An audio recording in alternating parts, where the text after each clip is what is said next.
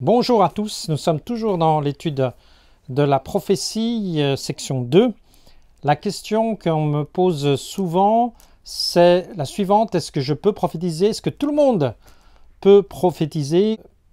Ou est-ce que c'est l'apanage de certaines personnes qui ont un certain degré de sanctification, de maturité spirituelle?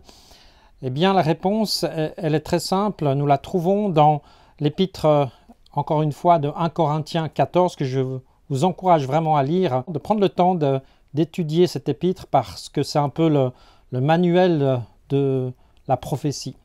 L'apôtre Paul décrit dans le chapitre 14, verset 1, il dit « Recherchez avant tout l'amour, aspirez en outre aux manifestations de l'esprit et surtout aux dons de prophétie. » Il y a un passage où il dit « J'aimerais tous que vous prophétisiez ».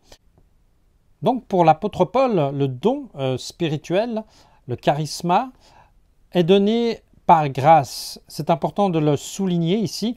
On est dans le contexte des Corinthiens, on savait qu'il y avait un peu du désordre dans cette église-là et qu'il y avait aussi de la compétition, être peut-être le plus spirituel en parlant en langue à tout azimut, en prophétisant, etc.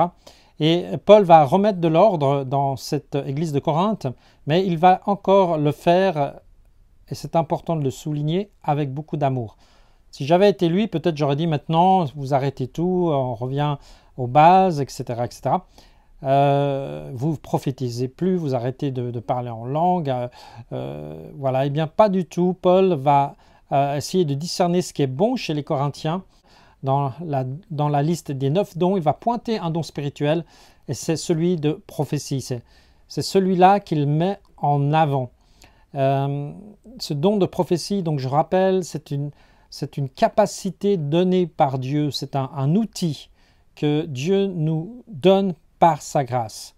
Ce n'est pas un certificat de spiritualité où, vous savez, parfois avec les dons, certains commencent à se prendre un peu la tête, à s'enorgueillir, ou d'autres à se jalouser.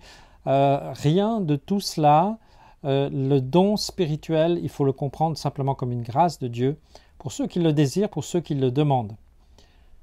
Donc c'est à portée de tout le monde. Tous les chrétiens qui sont nés de nouveau, qui ont une vie, avec une relation avec le Seigneur, qui sont en communion avec le Saint-Esprit, peuvent demander ce don pour l'édification du corps de Christ. Nous avons vu que parfois même les enfants dans l'histoire prophétisent. Il y a par exemple lors de la révocation de l'édit de Nantes en France, quand il y a eu la persécution des protestants, eh bien les enfants étaient saisis par l'esprit et commençaient à prophétiser, à parler en français de la cour, en français tout à fait intelligible, et annonçaient des décrets, annonçaient des oracles, annonçaient des choses qui allaient venir par l'action de l'esprit au travers de la bouche des enfants. Et puis, bien sûr, il y a plein d'expériences que nous vivons les uns les autres, ou que nous avons vécues les uns les autres, où Dieu se saisit d'une personne pour prophétiser, pour annoncer quelque chose qui vient de son cœur, pour nous fortifier et parfois aussi pour nous avertir. Il termine son épître en disant ceci. Il termine son chapitre de 1 Corinthiens 14 en disant ceci. En résumé, mes frères, recherchez ardemment le don de prophétie et ne vous opposez pas à ce qu'on parle en des langues inconnues. Mais veillez à ce que tout se passe convenablement et non dans le désordre. En résumé, mes frères, recherchez ardemment le don de prophétie. Amen. Recherchez-le, aspirez, et ne vous opposez pas à ce qu'on parle en des langues inconnues. Mais, il y a un mais, veillez à ce que tout se passe convenablement et non dans le désordre. L'Église a beaucoup mis l'accent, l'enseignement sur l'ordre du culte, qu'il ne faut pas de désordre, etc., etc. Et c'est juste et c'est bien, c'est important. Mais on a très peu mis l'accent sur l'aspect, ok, comment est-ce qu'on va gérer la prophétie, dans l'Église, comment est-ce que je vais recevoir ce don, comment est-ce qu'il fonctionne, comment est-ce qu'on va l'analyser et toutes ces choses ainsi. Et au travers de ces quelques vidéos, j'espère pouvoir vous donner des pistes vraiment intéressantes pour votre développement spirituel. Donc, qui peut prophétiser? Eh bien, tout le monde. C'est important de le savoir. Ce n'est pas un certificat de sanctification ou une promotion spirituelle quelconque. Rien de tout cela.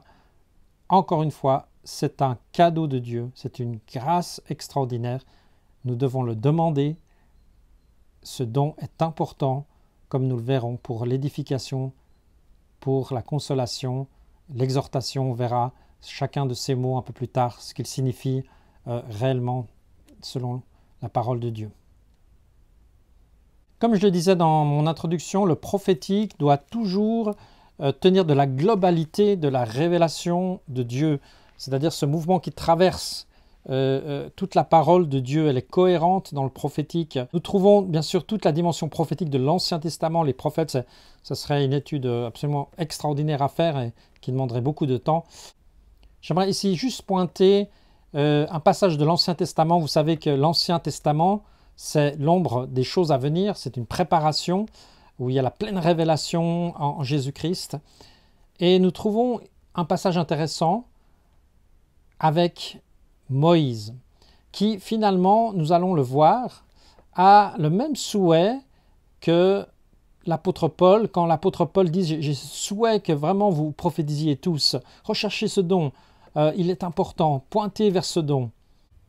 Regardons donc à Moïse et ce qu'il nous enseigne déjà sur ce souhait de Dieu finalement par rapport à cette dimension prophétique qui parfois nous pose certains problèmes.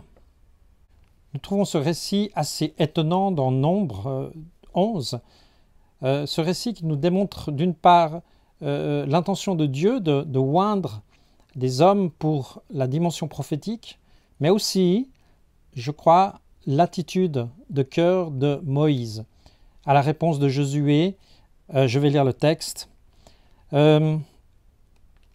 Quand l'Esprit se fut posé sur eux, donc il a rassemblé 70 anciens, ils se mirent à parler sous l'inspiration, comme des prophètes. C'était l'unique fois que cela leur arriva. L'Esprit vint également demeurer sur 2 hommes qui se trouvaient dans le camp et qui s'appelaient Eldad et Médad. L'Esprit vint reposer sur eux, car ils figuraient parmi les inscrits, bien qu'ils ne se soient pas rendus à la tente. Et dans le camp, ils se mirent à parler sous l'inspiration de Dieu. Un jeune homme courut avertir Moïse. Eldad et Médad sont en train de parler sous l'inspiration de Dieu dans le camp. Alors Josué, fils de Nun, qui était l'assistant de Moïse, depuis sa jeunesse, intervint en disant, c'est déjà les histoires qui commencent. Moïse, mon maître, empêche-les de faire cela. Empêche-les de faire cela. Moïse leur répondit, et j'aime cette phrase, mais c'est « Serais-tu jaloux pour moi? Serais-tu jaloux pour moi, Josué? Que l'Éternel, au contraire, accorde son esprit à tous les membres de son peuple pour qu'ils deviennent tous des prophètes. » Alléluia. Voici la réponse extraordinaire de Moïse. Et ça nous parle beaucoup à toutes sortes de niveaux, bien sûr, d'un esprit parfois de contrôle que nous avons, ou de figer, d'interdire. Dieu n'est pas ainsi.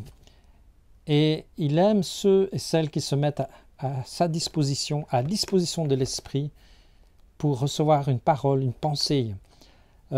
C'est le même souhait que Paul, pratiquement 2000 ans plus tard, va exprimer « Je veux tous que vous prophétisiez ». Moïse, je veux tous que vous soyez des prophètes. Et son souhait a été pleinement réalisé, en tout cas potentiellement réalisé, par la venue, bien sûr, de la Pentecôte, l'effusion du Saint-Esprit.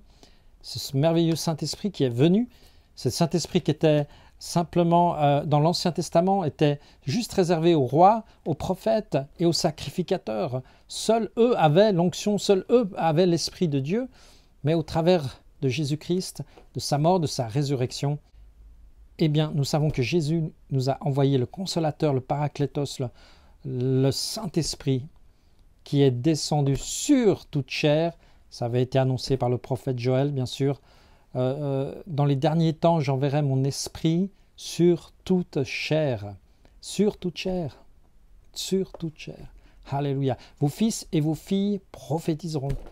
Vos vieillards auront des songes. Cela, nous le trouvons dans le prophète Joël. Après cela, je répandrai mon esprit sur toute chair, sur tout le monde, dit certaines traductions. Tout le monde. Moïse disait, puisse tout le peuple être constitué de prophètes. Paul dit, je veux tous que vous prophétisiez. Et le prophète Joël annonce à l'avance que le Saint-Esprit va venir et qui va nous rendre capables d'exercer le ministère de prophète, l'activité prophétique et le don de prophétie. Nous verrons la différence qu'il y a entre le prophète, le don, etc. Mais il est important tout d'abord de comprendre que c'est pour tout le monde. Vos fils, vos filles prophétiseront. Il y aura une activité aussi pour les vieillards, pour les aînés. Vos vieillards par des songes, vos jeunes gens par des visions recevront quoi? Des révélations. Alléluia.